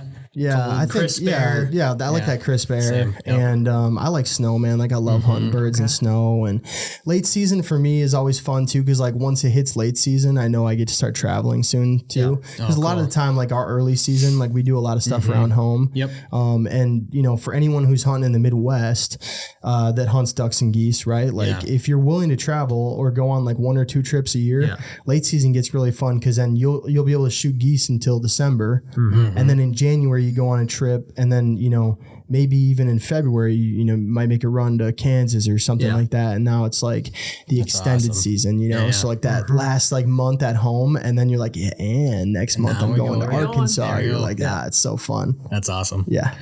So now you're on the road, right? You're going there. What's your go-to gas station snack? Okay. Go-to gas station snack. Snack and drink. If I'm hunting, it's caffeine for sure. Absolutely. Lots of caffeine. 100%. I would say like right now I'm on a really bad blueberry Red Bull kick. Ooh, love that one on the way up. Love blueberry Red Bulls. Yep. But yeah, man, probably Red Bull. Yeah. Red Bull of some kind. And then snack, I would probably say it very much depends on the gas station. There's some gas stations you walk into. Quick Trip. Are you a Casey's or a Quick Trip guy? Oh, I'm a Quick Trip guy. Okay. Yeah, no, I like a clean bathroom. I like a clean bathroom. So I like a clean gas station. Yeah. Not the crap on all the other gas stations, but when you go to another gas station that's not Quick Trip, you're just like, you're let down. The new Quick Trips are crispy. Oh, the old ones are clean. Yeah. Well, they're clean, but like the new ones, it's like walking. Like seriously, like the first one I walked into is the new one they built in Cass and Manorville, like right in between there, where it's like brand new. They're so nice. Incredibly nice. And we're getting one now in Baxter, and I'm like so excited. I wouldn't got my Quick Trip card, like my gas card. Now. I'm like, let's go. No, dude, I logged some visits at a Quick Trip, bro. Love Quick Trip. You gotta get them as a sponsor now. We had them for a while. Yeah, they sponsored the podcast a couple years ago. Oh, no kidding. That's awesome. So I don't know. At Quick Trip, my favorite snack, if it's like morning, probably bacon, egg, and cheese croissant, probably solid. Be good. And then if it's not a Quick Trip, like at some sketchy gas station where I don't eat their hot food. Yeah, for sure. Yeah, then I don't know, maybe some jerky or something safe. Something not safe. A burrito. Yeah. If I'm feeling like really dangerous. Like it's danger territory, I would maybe get some like strawberry donuts or like some kind of I like strawberry donuts. Interesting. Yeah, cool. That's awesome. Yeah, that's it. I was gonna say the chicken tenders. Chicken tenders? Ooh, yeah. Those are phenomenal. Yeah. So I guess the last one. So like, what is the best advice you would give for waterfowl hunters, just in general?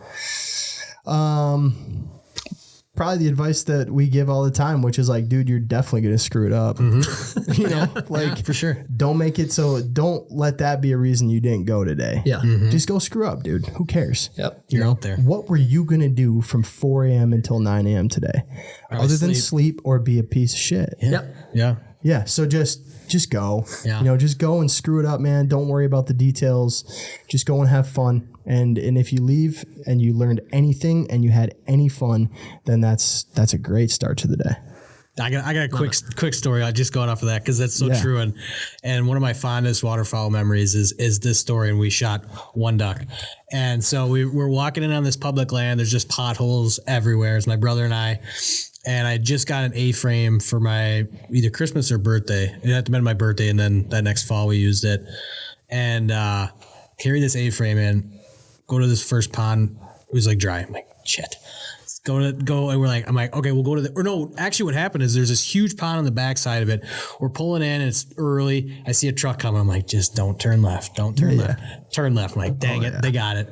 So then I'm like, okay, we'll go on the other backside. We'll walk in. There's tons of potholes. We'll find one. Yeah. We walked, I don't know, mile and a half in with an A-frame on my back. Nice. Yeah. Struggle busting. It was hot early season, just sweating, dripping sweat.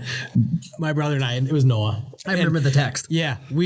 Noah and I are notorious where we like go out on a hunt, we get pissed at each other, and then we're good. Like we just figure it out. But it happens every time. South Dakota. But it was like we were just like angry at each other sitting on either side of this A-frame. And it was just, I don't know, it's just something about like those memories that just remind you. But like you said, you're gonna screw it up. We definitely should have carried an A-frame in on our back and just, but it was terrible awesome. Terrible idea. Idiot. But you learn, right? You learn. Exactly. Idiot. It was 100%, dude. Yeah. No, I it's very funny you say that. I'll tell a quick story too. One time Joey goaded all of us into going on this hunt with him. Yeah. And at this time I was a bigger dude for sure. This was post college. I was probably like 305 pounds probably at this point. Joey tells us he's got this little pothole out in this field, and it's got hundreds of ducks in it. Hundreds. Like we had to go. Hundreds.